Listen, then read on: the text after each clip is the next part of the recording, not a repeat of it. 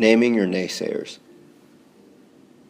This kind of nameless, faceless naysayer is perfectly appropriate in many cases, but the ideas that motivate arguments and objections often can, and where possible should, be ascribed to a specific ideology or school of thought.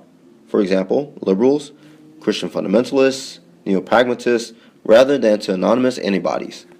In other words, naysayers can be labeled, and you can add precision and impact to your writing by identifying what those labels are. To be sure, some people dislike such labels and may even resent having labels applied to themselves. Some feel that labels put individuals in boxes, stereotyping them and glossing over what makes each of us unique. And it's true that labels can be used inappropriately, in ways that ignore individuality and promote stereotypes. But since the life of ideas, including many of our most private thoughts, is conducted through groups and types rather than solitary individuals, intellectual exchange requires labels to give definition and serve as a convenient shorthand.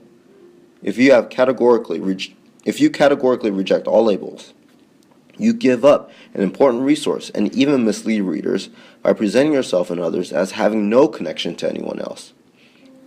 You also miss an opportunity to generalize the importance and relevance of your work to some larger conversation.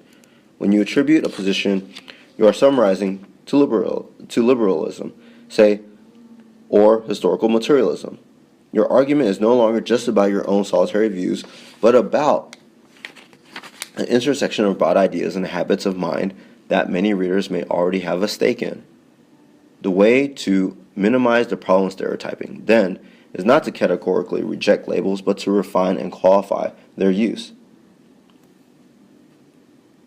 Another way to avoid needless stereotyping is to qualify labels carefully, substituting pro bono lawyers for lawyers in general, for example, or quantitative sociologists for all social sciences, and so on.